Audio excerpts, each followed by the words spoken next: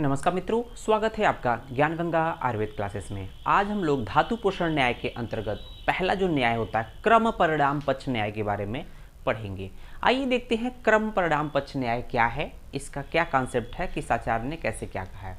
तो देखते हैं, जैसा कि नाम है क्रम परिणाम पक्ष न्याय, तो जैसा जानते हैं क्रम का मतलब होता है एक सीक्वेंस, परिणाम का मतलब होता है कि एक तरह से रिजल्ट या चेंज होना, और पक्ष और न्याय एक ही लगभग बात है। तो देखेंगे यहाँ पर जो भी चीज़ें एक सीक्वेंस में घटित होती है, एक अल्टरनेट सीक्वेंस जो होता है, कंटिन्यूस सीक्वेंस होता है, उसमें ये चेंजेज होते हैं। इसको हम लोग क्या और दूसरा नाम देते हैं। तो इसके टोटल 3 नाम होंगे। तो देखें, एक पहला नाम क्रम परिणाम पक्ष न्याय, दूसरा इसको हम लोग देते हैं क्षीर दधि न्याय, और तीसरा नाम है सर्वात्म परिणाम पक्ष न्याय। तो एक एक करके एक्सप्लेन करेंगे कि इसका तीनों का अलग अलग अपना क्यों नाम है।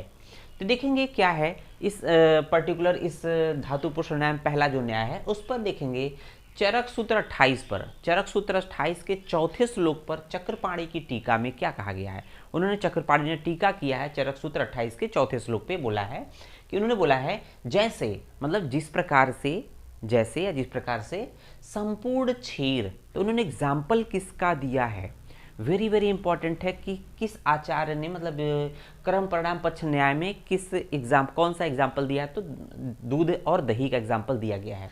लेकिन जिस प्रकार से संपूर्ण क्षीर अर्थात दुग्ध किस में परिवर्तित हो जाता है, दही में परिवर्तित हो जाता है। तो हम लोग देखते हैं ना कि जैसे अगर हम उसमें दूध को दही बदलना होता है तो उसको रात में रख देते हैं, वो सुबह दही में बदल जाता है। जिस प्रकार से या जैसे संपूर्ण क्षीर दही में परिवर्तित हो जाता है, और दही जो होता है पुनः संपूर्ण दही जो होती है नवनीत प्लस तक्र में परिवर्तित हो जाती है, और संपूर्ण नवनीत जो होती है घृत में परिवर्तित हो जाती है। उसी प्रकार से ये तो उन्होंने एक एग्जाम्पल दिया कि धातुओं में किस तरह से चेंजेज होते हैं। तो उन्होंने दूध का एग्जाम्पल दिया कि संपूर्ण क्षीर दधि में परिवर्तित हो रहा है, संपूर्ण दधि जो है नवनीत प्लस तक्र में परिवर्तित हो रहा है, संपूर्ण नवनीत घृत में परिवर्तित हो रही है।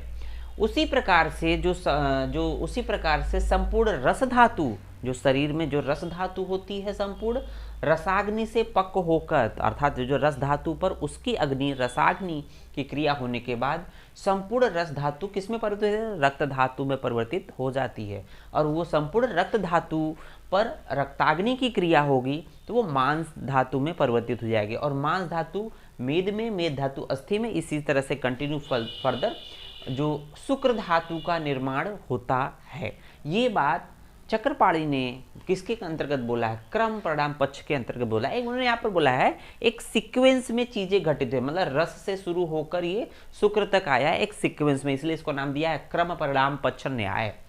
अब यहाँ पर देखेंगे कि इसका नाम करण कैसे हुआ, कि यह पोषण क्रमानुसार होने के कारण, यहाँ पर जो देख रहे हैं धातुओं का पोषण एक सीक्वेंस में होता है या क्रम में होने के कारण, यह पोषण क्रमानुसार अर्थात सीक्वेंस में होने के कारण इसे क्रम परिणाम पक्ष न्याय भी कहते हैं।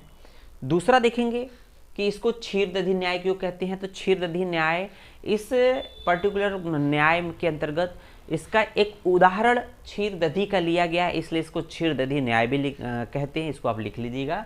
और तीसरा है इसको सर्वात्म परिणाम पक्ष न्याय क्यों कहते हैं। तो यहाँ दिया हुआ है कि पूर्व की धातु की संपूर्ण रूप से उत्तर धातु में परिवर्तित हो जाती है। तो यहाँ पर हम देख रहे हैं कि जो पूर्व धातु है, पूर्व धातु का मतलब जो संपूर्ण रस धातु संपूर्ण रक्त धातु में परिवर्तित हो जाती है, तो पूर्व की धातु संपूर्ण रूप से उत्तर धातु में परिवर्तित हो जाती है। हो जाने के कारण इसे सर्वात्म परिणाम पक्ष न्याय कहते हैं। सर्वात्म मतलब संपूर्ण, सर्वात्म परिणाम पक्ष न्याय कहते हैं। तो ये तो बात हो गई कि आपके क्रम परिणाम पक्ष न्याय या क्षीर दधि न्याय या सर्वात्म परिणाम पक्ष न्याय 1 नंबर के एमसीक्यू में पूछा जाता है। तो नाम याद रखिएगा, तीनों को एक ही नाम से जानते हैं। फिर आइए बात करते हैं कि अगर ऐसा होता है कि संपूर्ण रूप से रस धातु रक्त में, रक्त धातु मांस में, मांस धातु मेद में, अगर ऐसा होता है तो फिर क्या चीज़ें दिक्कत हो सकती है। तो यहाँ पर आचार्य ने पहले अपने मत को दिया है, उसके बाद देने के बाद पुनः अपने मत का खुद ही खंडन किया है। क्यों खंडन किया है इसके बारे में बात करते हैं। तो देखेंगे पुनः आचार्य ने, चक्रपाणी ने पुनः अपना ये इस बात का खंडन किया है कि नहीं, ऐसा नहीं होता है। तो यहाँ पर देखेंगे ऐसा नहीं क्यों होता है। तो सपोज करिए कि अगर संपूर्ण रूप से रस धातु रक्त में परिवर्तित हो जाए, या रक्त मांस में, या मांस मेद में, मेद अस्थि में, अस्थि मज्जा में, मज्जा शुक्र में, इस तरह से परिवर्तित हो जाए, तो अगर कोई व्यक्ति 2, 4, 5 दिन जैसे किसी को विशेष खाना नहीं मिलता है, तो क्या उसकी संपूर्ण रस धातु खत्म हो जाएंगी? क्या उसका शरीर रस विहीन हो जाएगा? तो इस बात की जब हम चर्चा करते हैं तब फिर हम लोग आते हैं कि इसका स्पष्टीकरण कैसे होगा। उन्होंने क्लियर कट फिर से दोबारा कहा इसके बारे में कि यदि प्रत्येक पहले की धातु जैसे रस धातु के जो है, यदि प्रत्येक पहले की धातु संपूर्ण रूप से उत्तर धातु अर्थात रस के बाद रक्त धातु में परिवर्तित हो जाए, तो अगर ऐसा हो रहा है जैसा नियम बता रहा है इससे पहले, तो 3-4 दिन के अनशन या उपवास के बाद रस धातु का सर्वथा अभाव हो जाना चाहिए। अगर ऐसा हो रहा है, चक्रपाणी जी ने ऐसा, और अगर 3-4 दिन से अधिक उपवास इसी तरह से करे तो क्या होगा? शरीर रक्तमय हो जाएगा, अर्थात उस शरीर में रस धातु का संपूर्ण रूप से अभाव हो जाएगा।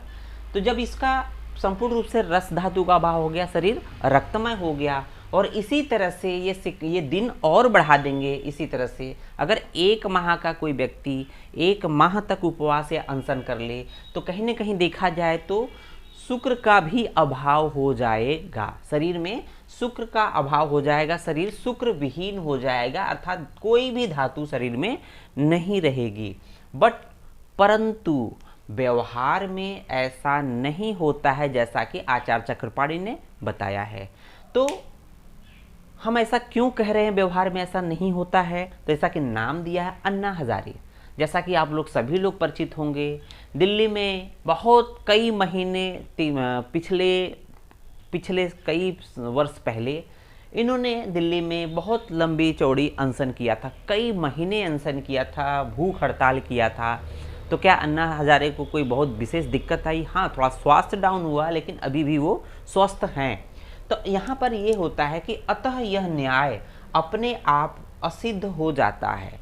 तो जो न्याय बताया गया कि संपूर्ण रूप से जो पूर्व धातु है वो उत्तर धातु में परिवर्तित हो जाती है, और इस तरह से देखा जाए तो अगर अनशन करने के बाद दूसरी धातु का अभाव हो जाता, पहले की धातु का अभाव दूसरी धातु संपूर्ण से बदल जाती है, तो इस तरह से ऐसा नहीं होता है।